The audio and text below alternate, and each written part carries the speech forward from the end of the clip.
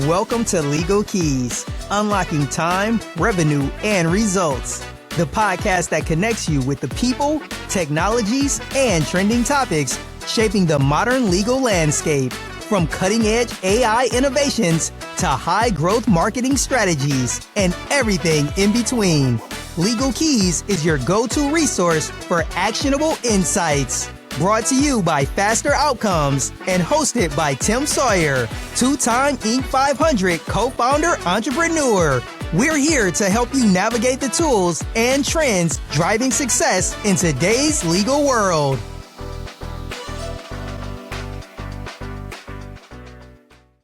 Well, welcome to Legal Keys, and oh boy, are we going to have some fun today. I cannot wait to introduce my guests. I don't even want to call them guests, my friends today. First of all, thank you everyone for joining us on Legal Keys. Legal Keys was designed to bring together industry leaders, tech entrepreneurs, innovative lawyers. We talk about all things legal, technology, current topics, trends. And what's really cool about our time together today for our listeners is we got two guys who check all the boxes. Innovative lawyers, industry leaders, healthcare gurus. These guys are the bomb. And with that being said, first, a little administrative business. We want to thank our sponsor, Faster Outcomes. For our podcast today, Faster Outcomes provides a legal intelligence platform for lawyers and law firms of all shapes and sizes. So grateful to Faster Outcomes. Now, with that being said, we are being joined by two people that outside of my wife and my former business partner, I probably spent more time on the road than any other people on the planet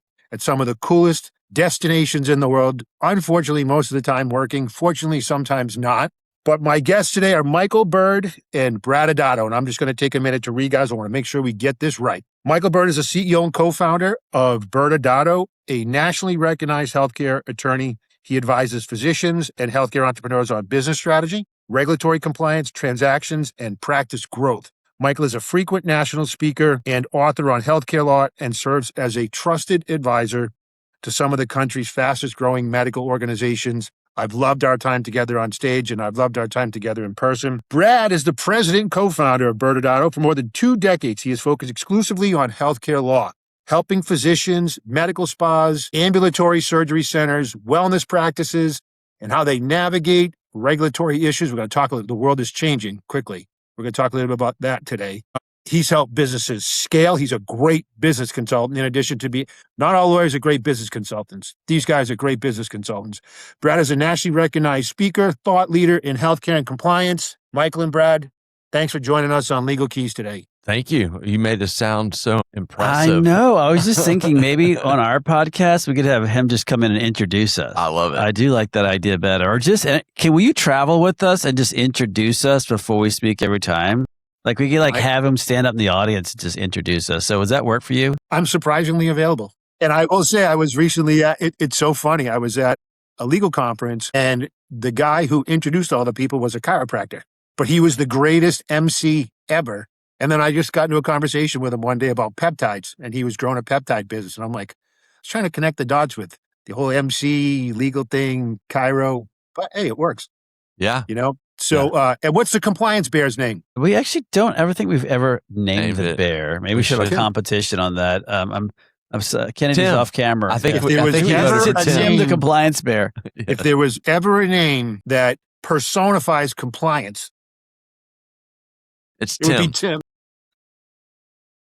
Or not. So guys, thank you so much. Let's get into it, right? So you're running an incredible law firm amongst many other things. Tell us a little bit about ByrdAdatto, how you guys got together as partners, the type of clients that you consult and advise, and also your unique revenue model. Our listeners would love to hear about that. And you guys pick whichever one wants to go. And Hey, Mike, you started. All right. Well, it's truly like stepbrothers. Brad and I have been together for about 20 years now. When both of us were, I guess, seasoned enough as attorneys to think we knew what we were doing, but dumb enough to not to realize that we didn't really have it all figured out. We met each other as Brad was getting displaced from New Orleans, and we were connected by mutual friends that a mutual, actually former partner of ours that saw Brad's resume and said, "This looks just like your resume. You guys need to talk." And I think it started with a 2-hour lunch where we didn't talk anything about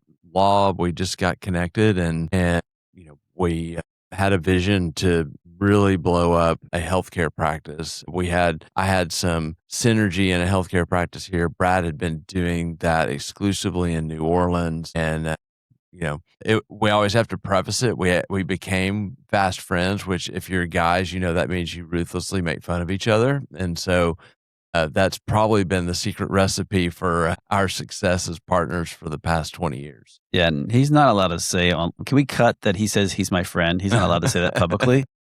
But yeah, I mean, it's been ultimately as a firm, and we've been doing this for, a while now, as Michael was saying, but if we're doing things correctly as a firm, all the entire team is helping to really protect and direct our clients. And that's the goal of what we're trying to do day to day. And our clientele tend to fall heavily in the healthcare industry, your typical physicians, your nurse practitioner, PAs, and other types of providers. But and we do work with non-docs, but they typically are entrepreneurs that want to work with doctors. So it's a really fun area. And as we'll kind of dive deeper into the just aesthetic and wellness world. It's always evolving. And that's what's so much fun about this area of law is that there's constantly new things happening. So it gets you, if you enjoy learning, it's a great way of being challenged every day. Yeah. And I want to get to the revenue model, but I got a question for you in terms of the speed of how the business evolves. There's a lot of motion now, particularly around the people, whether they call it integrative, functional, a lot of noise coming out of the administration around new peptides. Or you represent many clients that are involved in that space, and how has it been navigating that? Well, the wellness space really started exploding, believe it or not, right around the COVID time. And that's when the whole GLP-1 piece started kind of growing. So you're talking in late 2019, early 2020 is when physicians and some of their clientele started figuring out that certain drugs that were off-label could change your eating habits or your ability to burn fat faster. And that then led to other longevity type of clinics. So it's been interesting watching what GLP were and off-label and on-label and now, short-list and not short-list. And then to where you're going to is you start falling into the peptide world and what's controlling that from a day-to-day business is what cannot do. And it's a fascinating area of law because it impacts the different states. So each state's can be a little bit different. What does the state law say on certain things? What does your medical board say on certain thing? Our nursing board say on certain thing? And then how's the FDA or FTC looking at it? And finally, which is relatively new to this area. I mean, we haven't talked as a law firm, we've been working with pharmacies our entire career, but watching medical practices understanding and navigating pharmaceutical laws now, when you're touching peptides and GLP-1s and other compounding, I think they didn't even realize that they were stepping into that world. So it's been really fun, like going back to the opening, when I had said it's just a fun, interesting area because it's constantly evolving and making sure you're trying to guide the clients as best we can in this ever-changing world. Yeah, what's interesting to me is even learning recently, we work with medical clinics as well, how it impacts things like insurance and even payment processing. Yeah. Your payment processor goes, hey, wait, we just saw a transaction that's no muy bueno. Yeah. And, so I'm sure you guys are all over that, right? As you think about, yeah, that's a big impact. So two things that I want to talk about before we dive into our other topics for today. One is your unique revenue model. And then two is kind of how you guys look at forming relationships with your clients. There's 4 phases, I believe, that you take them through from, advice and inception. So talk about how those two are linked and how that's contributed to the scale of ByrdAdatto. Yeah. So it's been 9 years ago now. We noticed that there was, for 20 years, as Brad and I first started working together, one of our common bonds was that the law firm billing model is broken. It creates a divide, non-alignment between the attorney and the client, because when something is going terribly wrong for a client, the attorneys make more money. And so on the traditional hourly billing model, and because it's all based on time spent, but there's just, it creates a divide in the trust. And we have were trying for years to figure out how do we do it differently. And so we have for lack of a better word, a subscription model that we built 9 years ago called Access Plus. It's a recurring revenue model, kind of using your term. And the idea with this model is to almost like an insurance framework. Let's understand what the business profile of our client is, and then we determine what their fee is based on that. And they pay us an onboarding fee when they get engaged, and then a monthly fee going forward. And that covers virtually everything that we do as a firm. So the only carve out to that is that we do have an M&A team for mergers and acquisitions, and that's a separate engagement. If that were ever to happen, it's a big, for many, once in a lifetime type event, and has its own nuance and intensity to it that we don't price into our model. And what I just described is kind of the current iteration of it. So we've learned a lot over the last 9 years on how to, perfect the model, how to create, how to price it, and how to run a firm inside this model. So we both were, prior to ByrdAdatto, on the senior management of our prior firm, and had a lot of experience running a law firm under the traditional model. And so we did learn a lot as we transitioned into this model a few years into ByrdAdatto. And it was exciting, but also there was a lot of surprising things that you don't learn until you do it. Yeah. And how has the reaction been, right? I mean, has that resonated with Yeah. It's resonated with those that are looking for a relationship. If someone's trying to do a one-off, or they don't understand, they just want to pay you by the hour. I mean, I can't tell you how often someone's like, I just want to pay you by the hour. We're like, I'm so sorry, we just don't do it that way. But for those, when they have the aha moment, Tim, when they realize like they truly are looking for that relationship, they understand that the whole idea behind it is really to get in front of issues. Often people wait too long. I call it the 550 rule, where if you had just paid someone up front $5, you would be in a better position. But they wait too long, and now they're at a point where they're paying someone $50. So they wouldn't sign a contract, and they want to get out of it, and they're trying to figure out how to get out of it. And now they're going to have to spend a lot of money. And again, that's not us, because that's litigation. We're on the business side of representing clients, because ultimately we're business attorneys for healthcare practices. And when it comes to those kind of relationships, once they get it, they love it, and they're incentive. I mean, that's more important. They're incentivized. That it's called Access Plus, but the access is the access to a team of attorneys and paralegals who are trained to be business and healthcare attorneys to help spot the red flags, to then guide the clients of like, no, don't do that. Or yeah, we can help you with that, but let's write it differently. And that's the entire concept behind it. And again, going back to, your question, those who want that relationship love it. To Brad's point, if you are kind of use-based in your thinking, like you worked with lawyers before and you think, okay, well, if they do this activity, they're going to bill me by the hour. So there's like, that's the most use-based you can be. But if their value proposition in their mind is related to the level of activity versus the level of just coverage, protection, and direction, as Brad said, that comes with having the relationship, then the use-based thinking is not as good of a fit. And so it sometimes takes time for them to kind of understand it, and then it clicks, or we're not the right fit for each other. But, if you have that bigger viewpoint, the things that we hear from our clients that love it are like, I just sleep well at night knowing that I've got you by our side, and that they literally, pencil in their legal budget because they know what it's going to cost them. Yeah. Well, and one thing I'd add real quick, and in Tim, a way, they're self-qualifying. yes, right? Because if you say, hey, this is our model, and the guy goes, I'm not doing that, you go, okay. And kudos for being disciplined, right? It's the hardest thing in the world is to say no to $5, right? Yeah. Well, and exactly. And I think where it comes down to is if they truly think about Access Plus, it's a fundamental shift in their mind about how to work with attorneys, and to understand that we're a very collaborative firm, meaning that it's not, hopefully no one in this entire firm ever feels like they're on an island, except for Michael, because we don't like to talk to him. But besides that, it goes back to if 10 people have to figure it out, or 3 people have to figure out it, we want to get the right answer for a client, and to the client, they're not paying any difference to that.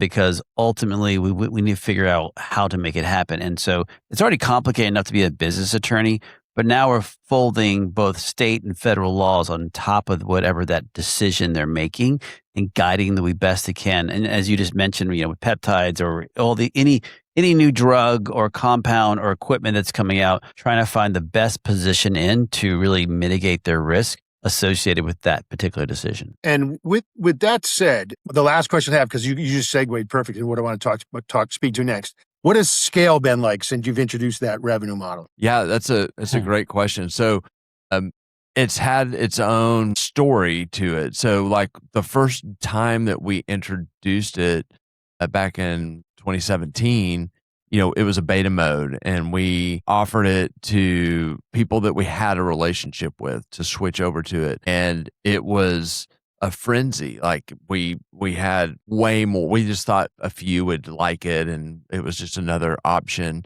But it by 2018, we launched this as, a full-blown service line to our business. It wasn't exclusive even in 2018. And so some of the learnings that we've had along the way in trying to scale it have been that when we had options, it did create some confusion. So like take the clients that didn't, or the potential clients that were use-based in their thinking, going back to what I was just talking about. If we said, hey, look, you can pay us a fixed fee of X to do this project, or we can start a relationship that's bigger. What we learned is that they would gravitate to what they understood if it didn't just instantly click. And so along this 9 years, there have been different points where we've learned different things, and we've adjusted it and perfected the model to where it would unlock a new level of growth. We would grow, then plateau, and then we'd try to figure out. And so since we've gone to where our newest iteration is, the growth over the last year and a half has been the highest it's been over the entire 9 years. Yeah. Amen. And I'll say this, Great job.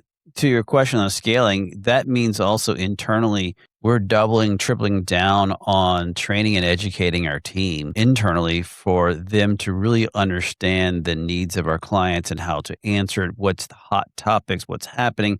So we spend a lot of time really educating everyone. I say everyone, it's not just our attorneys and paralegals. It's the entire team, because everyone needs to understand what we're up to. Everyone needs to understand the vision, where we want to go and where we're rowing and why we're asking them to row with us. So we spend a lot of time on that. And obviously for us, we've been very blessed to have a great culture here, because I think the ultimate, to really truly scale, it really starts with your team and having that great culture and the people.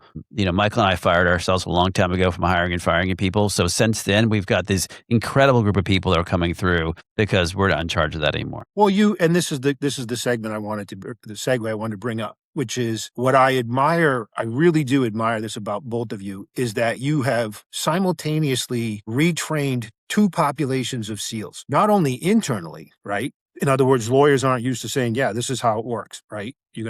We build differently than other folks. They've got to get their mind around that, right? And simultaneously train folks who are used to hearing from lawyers a very different presentation. And so navigating that, I can imagine, I'm not surprised you're still, iterating after 8 or 9 years, and probably always will be, but you definitely will be considered pioneers. There's a lot of trends, as you know, on the legal side. We're in a few lanes. Family law is going through a similar process right now. There's some early clients of ours, they literally just published their rates. This is how much it costs to get a divorce, and they put it on the website, and which was like revolutionary, right, compared to how that typically and is still they're the outlier. But what I want to talk about, so you've changed that mode, and then also now you've got the rise of AI, right? So AI is permeating every ounce of our being at some level, and so I'm curious, again, because you're leading change, what you guys have done on a personal note around, hey, this is a sentence or two about how I use AI in my day-to-day life. And then what are the ambitions that you have inside the firm? And what are some of the initiatives you've begun to put in place? Well, I'll say this, at least 3 years ago, we were AI curious, and we actually did a whole podcast on use of AI and just in general. It was kind of funny. We actually had AI build out a contract, and it basically committed malpractice. Maybe it was even 4 years ago now that I think about it. But it was fun, and that made us more curious on it. And so the leadership team at ByrdAdatto, Michael, myself, and our other partner, Jay Riero, we spent a lot of time just trying to understand, well, what is it? What's out there? How do you utilize it? We kind of signed up for some of those online courses and just playing with it just to understand if we are using it, how can you use it? What are the ways you can use it? And obviously for us, not obviously, but we were using it in a sandbox in the sense that we're just kind of playing with it, but we weren't really using it from the firm perspective. It was mostly us just understanding what is everybody talking about when we hear the term AI. And that almost was like, I think for a lot of people, when you start messing with it, it got us more curious about it and what else can we do with it. And I won't mention the company, but there's a company called Faster Outcomes, but that reached out to us right when we were getting very serious about trying to figure out what else can we do with it on the legal side besides what we were kind of messing with, and just on a very small scale with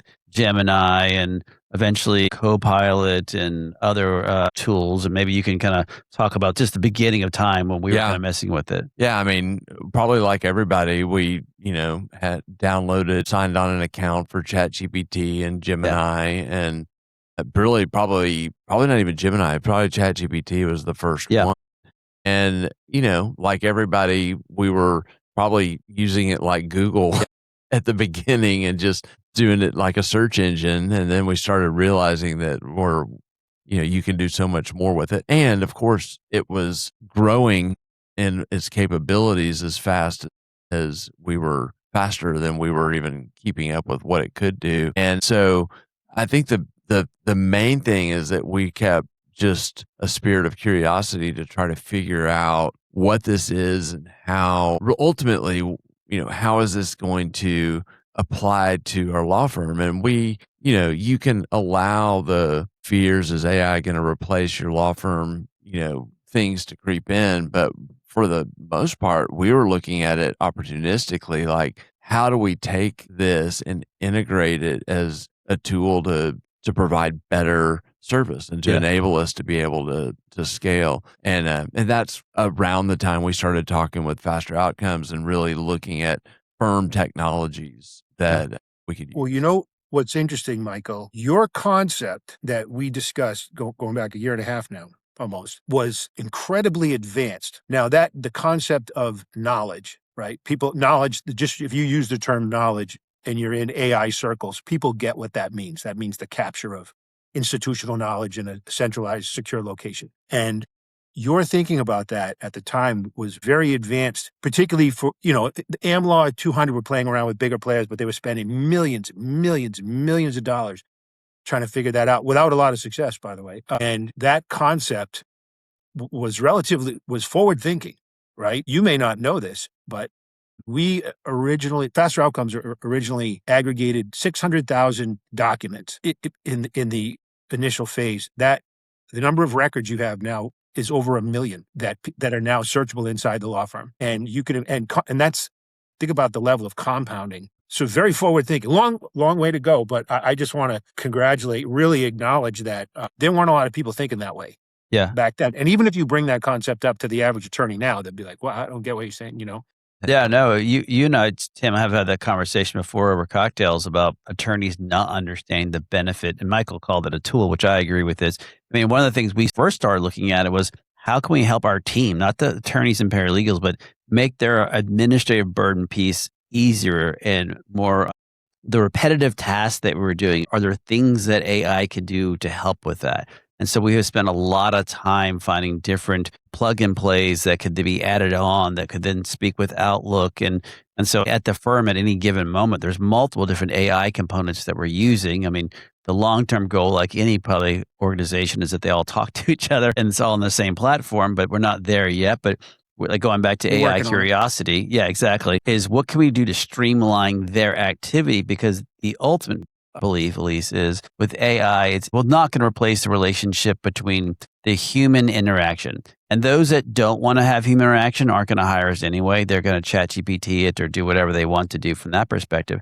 But if we can make your ability as a human to have more time to spend it with other humans and build upon that relationship and learn how to use AI as a tool to enhance the outcomes and the speed of those outcomes faster, then all of those will help the attorneys better guide and direct in this case, our clients and or our staff better, faster ways in which they can then communicate with the attorneys, communicate with the outside clients, set calls, get a calendar. All those are the things that we're thinking about, ways in which AI can help improve everyone's relationships. So we don't see AI replacing people. We see it being an enhancement. Yeah. And I think too, your revenue model lends itself to success with AI, right? Because why would somebody want to take something that takes 10 hours of billable hours and do it in a half hour? Yeah. Even Now though you're I can talking deliver about the product at the same level of quality, right? yeah. Yeah. That's a You're- thing. This is the stuff that Brad, Jay, and I get so excited about is when we see different aspects of how we built the firm connect. Like, when you make that connection that we, because of a billing model we built 9 years ago, are perfectly set up to adopt AI and bring it in without facing the friction that most law firms are already facing right now, which is, very real. Like I'll hear a use case where they're like, yeah, I created these complex real estate transaction documents in a third of the time, and our client was thrilled, and we got paid a third of what we normally get paid because they're on an hourly model. And so these are very real pressure points that we're not experiencing right now. Yeah. And I think, incredible. the day-to-day, again, I'll take litigation as an example. We're not litigators, but my buddies who are litigators, they're in court sometimes hours and hours and hours and weeks and weeks and weeks. I had a buddy that just did like a 5-day trial, right? Well, AI is not going to be doing that 5-day trial, but what AI will do to help them is while they're in court, it will have everything at their fingertips and be able to pull it faster and look at stuff and cite things faster. And I know there was some stuff out there over the years, but it's not going to be as in advance. So it's going to make their life easier. But it also may be that their preparation and everything that they did, that the hours and hours of research is going to be cut back, or the hours of writing will be cut back. And that goes back to then, are you going to have more time with that client? Or are you going to have more time with your family? So those are the kind of things you start trying to figure out how it is a tool. We were joking, and for the audience members not familiar with this, something called Westlaw and Lexis. And when Michael and I first started law school, you still had to use books to learn how to do the research. And eventually, it had something called a disk drive. And on the disk drive, you could put it in a computer and you could start researching, but you had to go through like 25 disks. And then eventually, they had something called the World Wide Web, and you could go on the World Wide Web and spend an hour and a half to research like one thing. But and so everything it's been advancements in tools, and that's to us, at least the old guys here, we see AI just as a tool to be utilized properly by attorneys. Like you said, you guys have set yourself up perfectly for success, not just with AI, right? Because there'll be other innovations that come along. Like you said, the ability to these systems all communicate. You're in a great spot. And I give you all the credit in the world. And I really do appreciate you guys taking time. The last thing I want to talk about real quick, and then I want to hear from you guys, managing change again. Sure. Yeah. Everybody's at a different stage in their AI journey, right? And you as leaders of the organization have taken, and I know Jay is absolutely incredible. So all the credit in the world to him. What's your philosophy around bringing those people along with you to keep them going on the journey? Yeah. I'll start with this, and I think this was a surprise for all of us, is when we first started this journey, the three of us were curious and learning. We thought, okay, we need to add technology options to the firm so that we can all go on this ride together. And what we really didn't appreciate is that everyone in the firm, whether they're an old guy like Brad or someone fresh out of college, was not AI literate. It's a new language. And so we I think thought, well, if we can learn it, then everyone probably is further ahead than we are. But what we really appreciated and started to learn is that there's different levels of fear based. A lot of the people coming straight out of college are really scared that their job's going to get replaced by AI. And so there's, sometimes you have someone that just is against AI because of these types of things and their age. And so that was a big learning of like, okay, we really are all in this together and have to learn it. And there's not some AI expert. In fact, we were like, I guess that's us, which is scary because we didn't feel like experts. And even Jay, who as you know, is amazing. But and so that realizing that the integration of these tools into the practice is a massive step, and is one that we're continuing to do. We're just realizing and doing the hard work of persistently training and pushing our teams to experiment and become comfortable with it, and to give them reassurance that the purpose behind this is not to replace jobs. It's a tool to support them. I would think that's the biggest lift, comforting. Yeah. And the add-on I'll have to that is anytime you have growth, there's friction moments. We know that, having been with other firms and where we are now, and friction can be daily, monthly, yearly. It really just depends on where it are. So I was reading something recently. They talked about orientation is where you are right now and you feel comfortable. And then in life, no matter what, there's a disorientation moment, right? That disorientation moment happens. It can be professionally, it can be personally, and it could be, your youngest daughter's leaving the house to go off to college and you're now empty nesters, right? There's a disorientation aspect of that. And then to me, where I'll give Michael and Jay credit for this, and maybe I'll add myself, is that we're trying to reorientate. The reorientation here is, how do we use AI, because it's very disorientating, into the firm to restructure everything, to reorientate everyone, to understand the purpose it will be, the tool it will be, and how it's going to be an enhancement for everyone here as we grow. And so I think that's kind of where we are as a society, I think more than just a firm, just truly understanding. So I think it's disorienting. I mean, to Michael's point, the kids in college, which I have a son in college right now, hearing them talk about it, a lot of them hate it. And they'll see a commercial that's AI driven, and they're like, "Oh, I hate this commercial because AI is driven," or "I hate that opening because it was AI driven." And you're like, "Okay, whatever." Like again, but it's disorientating, and I think that's why, because they were kind of built this way, and now there's something new, and they're going to have to rethink everything. Again, as someone who spends a lot of time speaking with lawyers and healthcare providers, this is a rare circumstance to be where you guys are at.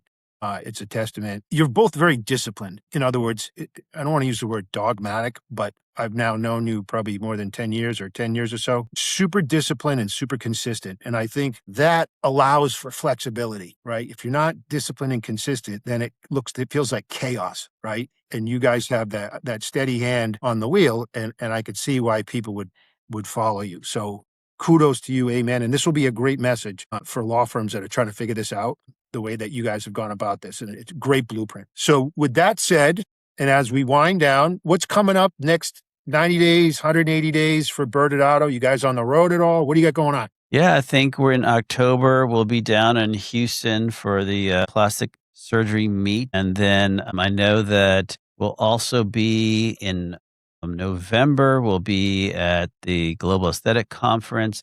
I believe Jay Riero's at another one in between. Facial plastics, Yeah, facial plastics. So and then actually in August, I'll be at the ANSPA boot camp at Anaheim. So yeah, Nice. we've got a bunch on our plate, but we're excited to it goes back to, although we spend a lot of time internally educate, as you know, Tim, we really enjoy externally educating through our podcast or through just speaking. It's a lot of fun for us. And surprisingly, for regulatory folks, you're not so uninteresting on stage. I'll take that as a compliment. First of all, some of the greatest, you guys are an enigma for sure, in a positive way, because some of the coolest freaking PowerPoints that I've ever seen in aesthetic medicine, or really any type of A4M, you guys always had the coolest PowerPoints, the best visuals, the best thought.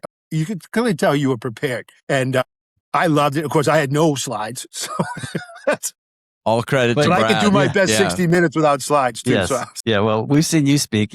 There's no need for that. In fact, if you had a slide, I'd be disappointed in you. I love the one you had of the guy with the car in the pit. Yeah. I'll never forget that. And I just enjoyed it so much and look forward to getting out there again. If anyone who's watching this, guys, that's like, hey, they're really cool. I was wondering if I could shoot them an email and ask them a question about their AI strategy. What's the website? easy way to get a hold of you if they're interested. I'm sure you're hiring. Yeah. So Byrd Dallas-based Adatto. lawyers, give them a call. Yeah. ByrdAdatto.com, ByrdAdatto.com. I think our emails are on there. Yeah. On our bios. And info@ByrdAdatto.com. You can reach out to that and it'll get out to the right team members also. And you've got a great podcast. Yeah. Legal 123s with Byrd Adatto. You've been on it a couple times. Multiple times. Yeah. Legal 123s with Byrd Adatto. Yeah. Well, just like I knew, this was going to be great. And not just the good feelings I get from seeing you guys, although there is a lot of that. I really do mean it. We're at a stage where folks are trying to figure their stuff out, and it's like, for some people, it's the fox and the grapes. I hate to say it, but Aesop's fable, where the fox jumps up once to try to get the grapes, he jumps up twice, tries to get the grapes, jumps up the third time, he goes, they're probably sour anyways. And he moves on, right? There's a lot of that happening right now. Mm. And I think in other words, people like, AI, it's crap. Got to figure it out, right? You got to figure out for you. And so we appreciate that. So I want to thank our listeners. I want to thank Brad and Mike for joining us today. Tim, the compliance bear, we appreciate his time and talent and efforts on the show. Again, we want to thank our sponsor, Faster Outcomes. And we hope everyone had a great time listening to this. We hope that you continue to share, follow, like us. Grateful for that. Brad and Mike, I hope you guys have an amazing week. Go kill it. And I can't wait to see you again soon. Thanks for having us.